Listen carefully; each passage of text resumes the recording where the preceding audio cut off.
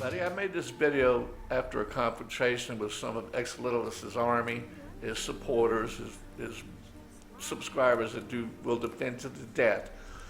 We got a little talk about how do you start New Game Plus. So I decided so many people don't even know how to play the series of 3 games. You have The Witcher, you have Heart of Stone, and you have Blood and Wine. Guys are going from The Witcher base game to Blood and Wine and getting killed and they don't know what's happening. So I decided to make this video just to clear some heads, because Exlittless is the only pro I follow in The Witcher. He is the king of The Witcher nerds. He's Bulgarian. So in Bulgaria, his success as a YouTube creator is making him a very rich man. Bulgaria is north of Greece and west of Turkey, kind of north of Turkey, west coast of the Black Sea. He is the king. If you follow anybody, sub to him. So after the confrontation, I decided to make this. All right, because I don't want to argue with Exlittles's faithful army of subscribers, I decided to make this video.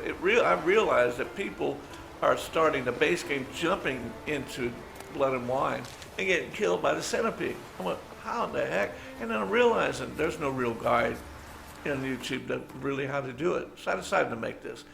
When you playing the base game, you want to get up a good rank before you start Heart of Stone. Always start Heart of Stone before Blood and Wine. But you can take everything from Heart of Stone and put it back in your base game storage, because it's all the same. It's the same map. And when you start New Game Plus, you keep all that. Fine. But what you do, you use Heart of Stone to prepare you for Blood and Wine. You have a Rune Master, you got a whole bunch of extra stuff. You get your leveling too. So I don't never ever start Blood and Wine without finishing Heart of Stone and not finishing the base game. I'll explain why. You skip the Heart of Stone before you start Blood and Wine.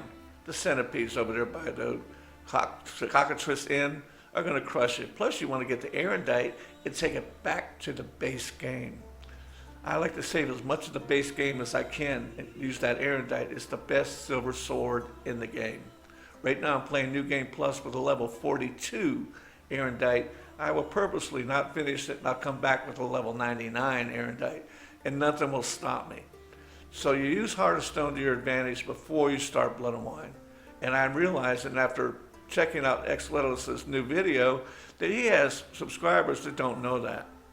So I made this video just for the few people that find Big D. I'm well hidden in 100 Big Ds. I do that for a reason.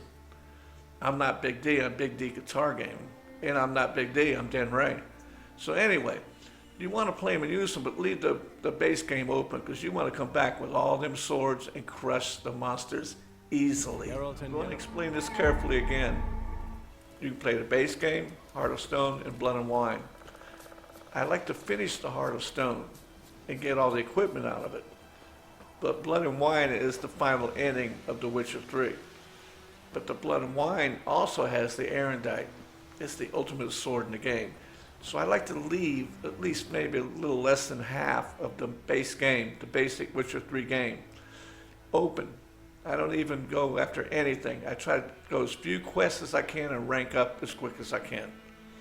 That's the way I go, get everything at Heart of Stone, get the Rune Master, rank up, get your gear, get your 12 levels, whatever it is. And then I go to Heart of Wine and I go back to the base game and I kick butt. That's the only way to play the game, guys, because you're going to jump from one to the other. The monsters are going to kill you. The bandits are going to kill you. So you young guys are going from the base game to Blood and Wine and you're getting killed. The whole point of this, if you start the DLC early, anyone, you're going to get crushed. You're going to be brutalized. Nobody likes to die in this game. We all do anything to have the advantage. So right there, as you see, that's where the Heart of Stone starts. Ogier, it's all on the same map. So right there is the lake where you shag shanty, and right there is a windmill if you go inside the tent, not the one outside. There's another Rune Master, there's a Rune Master inside the tent. That's where you get your runes and your glyphs. So if you combine that with the base game and see all the question marks I have open, I leave as much as I can. That way when I do the Blood and Wine and get the Erendite, I come back and I have fun, because the game levels up with you. By having the best of your gear it no longer can beat you as much as it usually does. So if you don't understand what you're doing here, you're not going to have fun. So that's why I made this video, basically to help out the young players and the players that are a little confused about it, because it's a very popular game. There's more players every day. Over 300 videos. When making this video, I know two kinds of people are going to tell me I don't know what I'm talking about, even though I've been playing this game for 7 years. They're going to say, oh, you can jump anytime you want, you're good, that's a pro.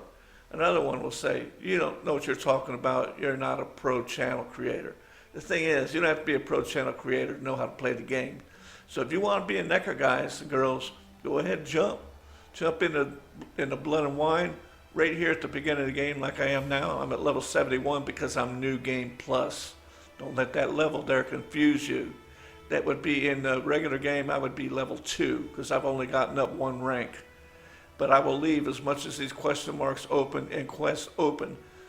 Go to Heart of Stone, get all the Erendite Sword, the Grandmaster Armor, and I'm going to come back and I play it this way every time because we play for one reason, to not get killed. And the less you get killed, the more fun the game is. Here's my last advice in this, how the best way to play, the only way to play the game, is you want to be a necker, be a necker. Run to it, jump into it, level 10, get killed everything as soon as they prompt you, jump into it, or come back and finish the base game in Grandmaster gear and Grandmaster swords that you got in Blood and Wine. So basically I use Heart of Stone as a stepping stone, what I use it for. I like to finish it, kilo geared and be over with it. But other people may want it open. My point is, when I come back and finish this game at the last 1/3, 1/4, almost half, I am the baddest witcher around. And I even had a comment a few months back, where did you get that gear from?